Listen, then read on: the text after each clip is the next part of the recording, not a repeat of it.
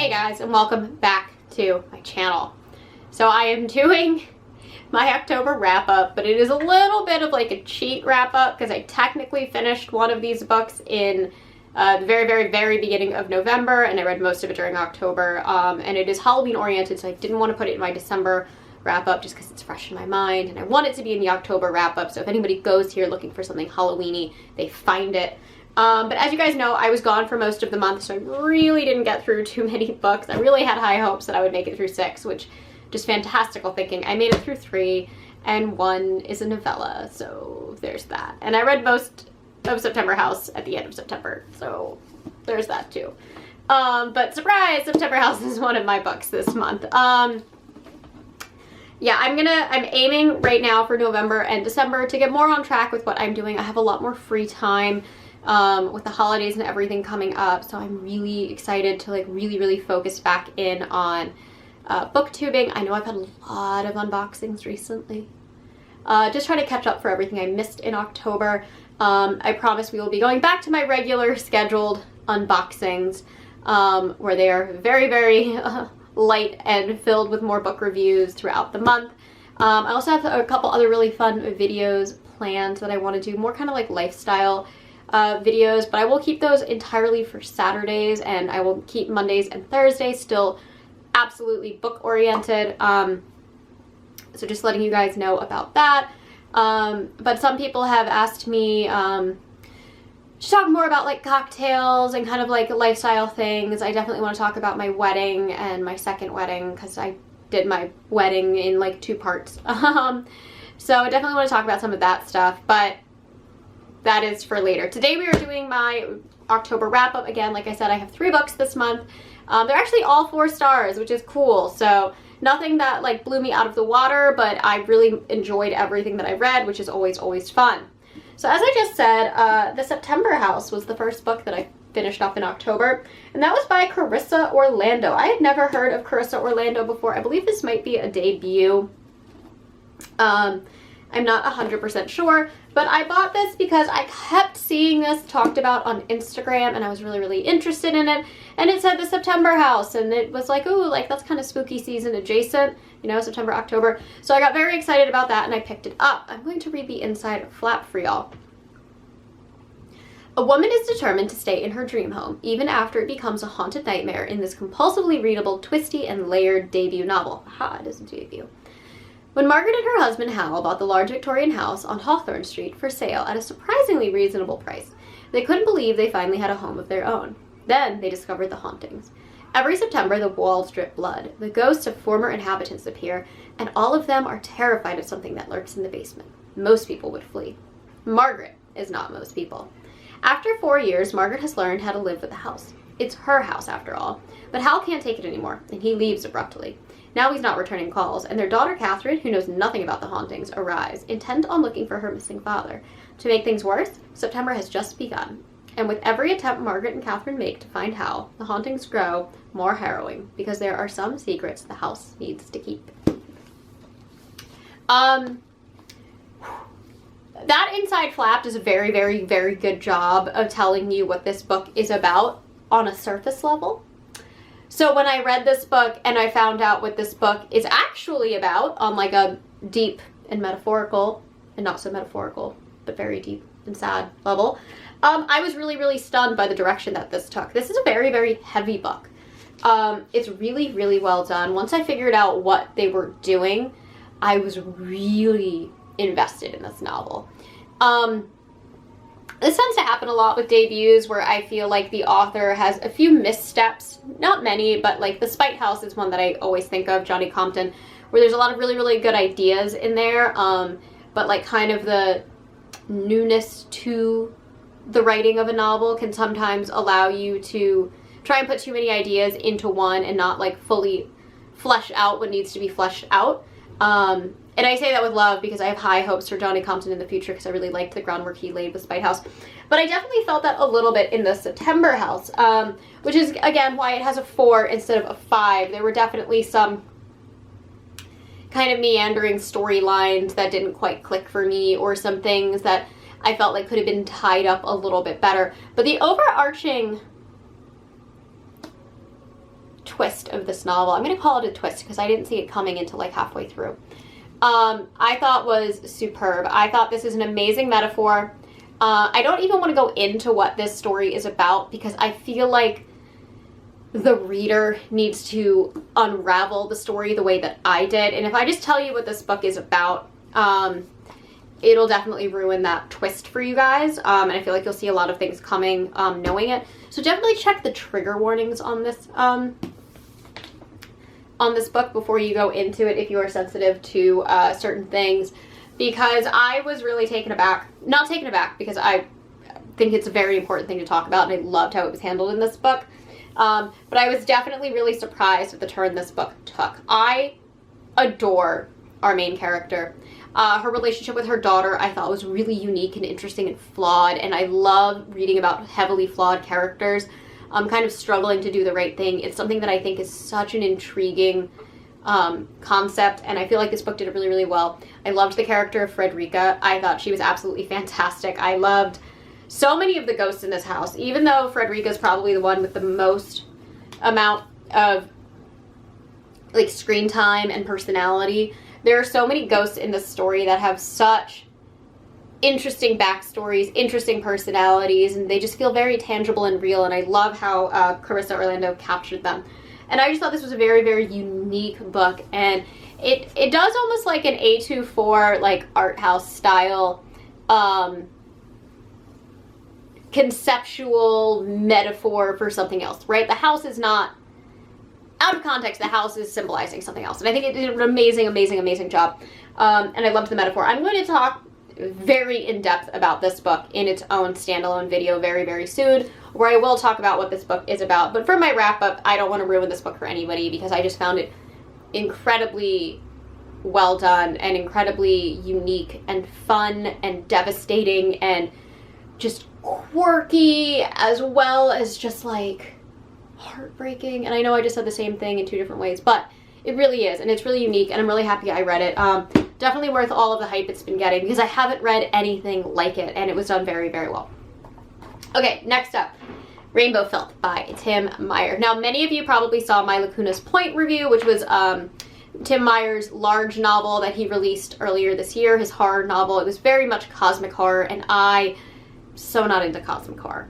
However, Tim Meyer does primarily, almost exclusively write cosmic horror, and that was the first book of his that I didn't, like, really vibe with.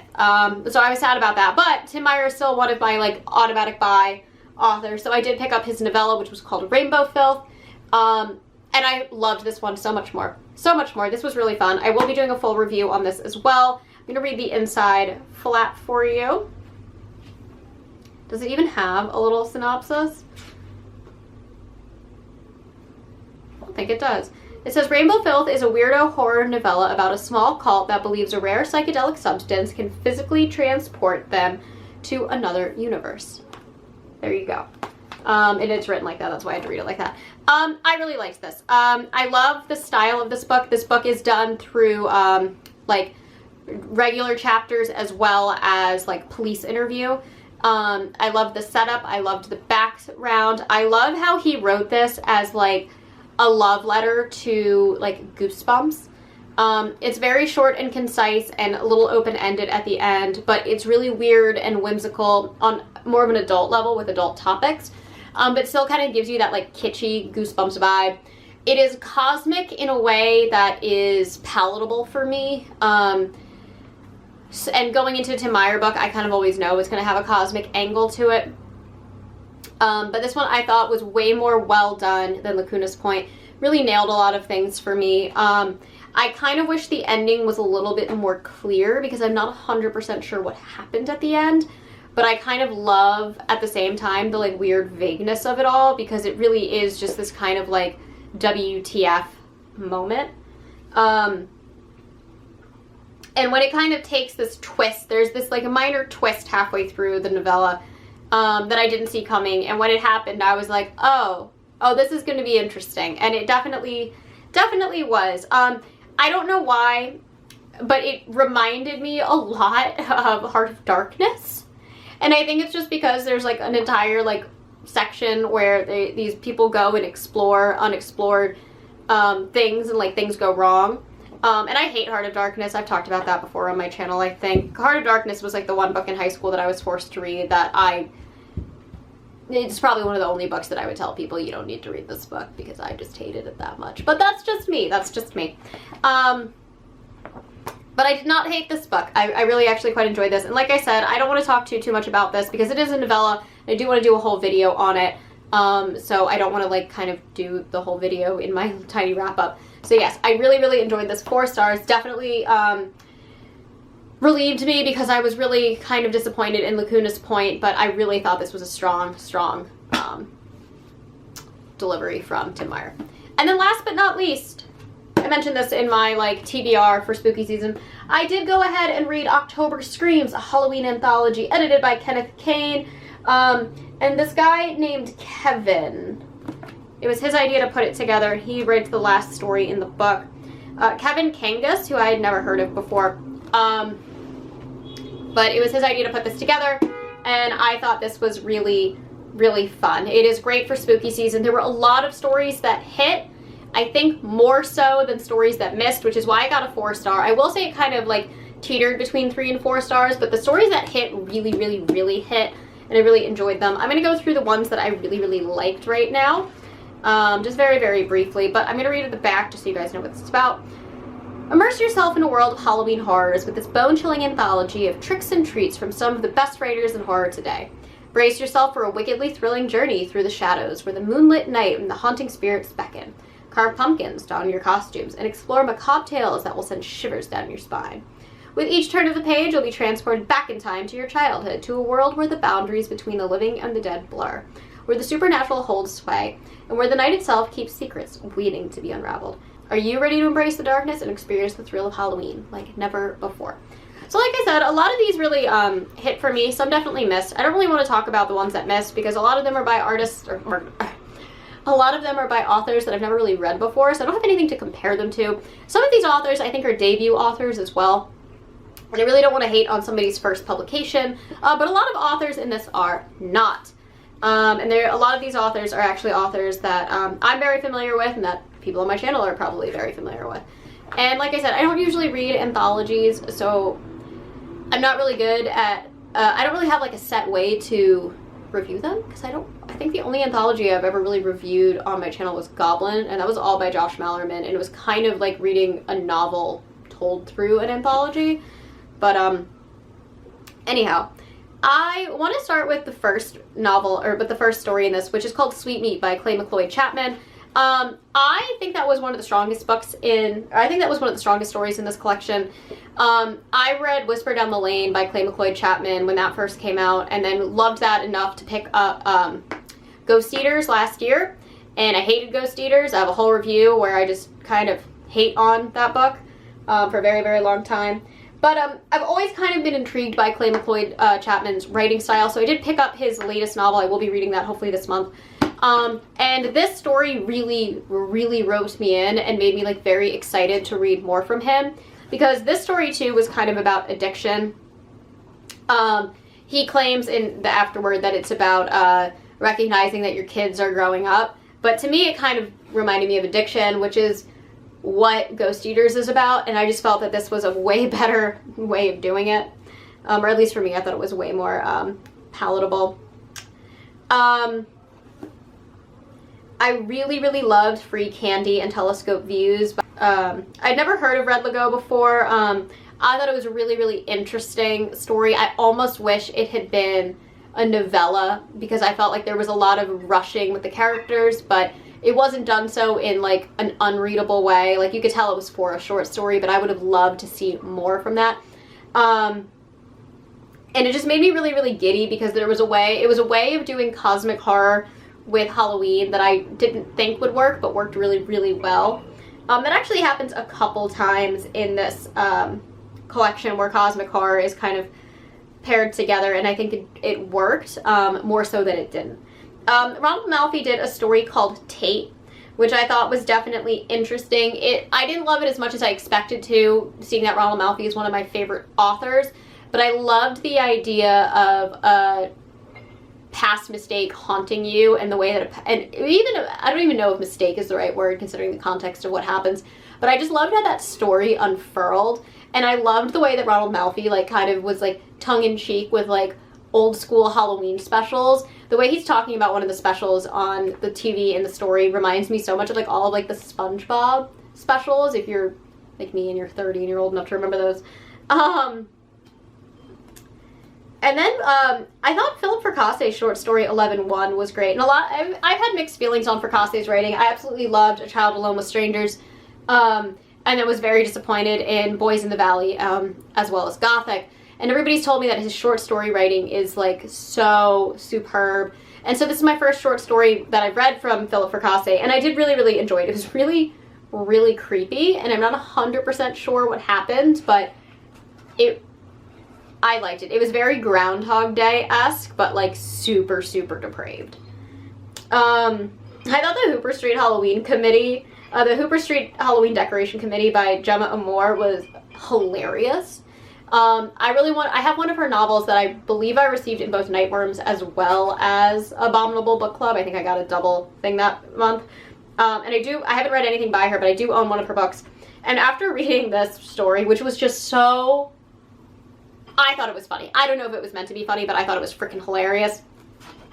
And then the ending is just like so like gory and over the top that I was just like, I need to read this author. I thought it was really, really fun. So then we get to Todd Keisling, and he wrote The Puppeteer of Samhain, and I read Scanlines as well as Devil's Creek by Todd Keisling.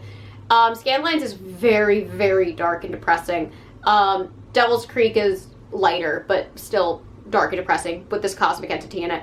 I thought The Puppeteer of Samhain was great, and I loved the twist that it had. I loved how it pulled in folklore, it pulled in like creepy children. It was just kind of a great, concise, really scary Halloween like folklore story brought to modern day, and I just really, really loved it. I thought it was really brilliant and really fun. And then we have Any Other Wednesday in a Bar, which I freaking loved as a bartender. I could just see the entire interaction. Any Other Wednesday in a Bar is about a man trying to pick up a woman dressed as Dracula, and just things do not go according to plan. And having been a bartender for 10 years, I have seen these interactions described so many times, and it was so, again, funny to me, and I don't think it was meant to be funny. Maybe it was meant to be like tongue-in-cheek, but I loved it. I thought that one was absolutely fantastic. Brian Keane and Richard Shizmar did a story called Masks that I thought was good. I didn't think I was blown away by it. And then there was I believe it was November Eve by Bridget Nelson. Let me just double check that real quick. Yeah, I thought November Eve was awesome. November Eve took in like pagan and I believe Celtic rituals, and put like the original roots of where we get Halloween from and put those rituals on display. I thought it was great. I loved the twist in that. I loved how easily Nelson was able to develop her characters. We really understood who they were in just a couple lines, and it was eerie, it was creepy, it was over the top, it was well done, and it was just something I had never seen before, and I thought that was really, really fantastic. Just the introduction of these Celtic rituals and how if you put them in the hands of teenagers who don't understand them, things can go terribly wrong. I thought Doll by Ryan Van Ellis was probably one of my favorite books. I loved how it told an entire story about an entire family, through just the eyes of a Halloween decoration. I thought that was so fun, and it reminded me so much of my stepdad, who is somebody who just loves and cherishes his Halloween decorations unlike anybody I've ever met before. They all have names, they all have places, they all have distinct roles, and I just loved how the love of this one man for his Halloween decorations allow it to kind of be sentient. And observe this man's life. I thought it was really, really, really cool. And then finally, Scattergoods by Kevin Kangas, which is the story that Kangas wrote that inspired him to create this collection. That ending was really dark, and the ending really upset me, but I thought everything else leading up to it was really, really cool and nostalgic, and it really played upon the idea of like getting older and looking back on how much you loved Halloween, but understanding that you might be too old to love Halloween. And I'm one of those people who says like, screw that, I'm gonna forever love and cherish Halloween, you know? And I thought it was a really cool concept and metaphor, as well as a really well done kind of wacky horror story that ended up just being absolutely depraved at the end. So yeah, and apparently Ronald Malfi came up with the name for the title, which I think was really cool, because I thought the title Scattergoods, when you figure out what it's referring to, was really creepy and just right on the nose. So yeah, I really had fun with this. I don't really want to talk about the stories that I didn't love, because I really just want to highlight what I did love about this novel, because it definitely had more hits than misses. And some of the stuff that missed to me were either too out there, too kind of existential, cosmic-y, or just things that I've read before. But yeah, I really, really had fun with this one. So if you were looking for something really good to read for Halloween next year, or even now, definitely pick that up. It was a 2023 release. I'm so happy that I got it. I'm also not going to be doing a full review on that, which is why I'm spending so much time in this video talking about it, because I really just want to put that out there, and I'm sure it'll be on a Halloween, like, spooky reads list in future videos for me next year. Anyways, that is all that I have for you guys today. As always, I try to post every Monday and Thursday, sometimes on Saturdays. And if you enjoy these videos, please hit the like and subscribe buttons down below, and I'll catch you on the next one. Mwah!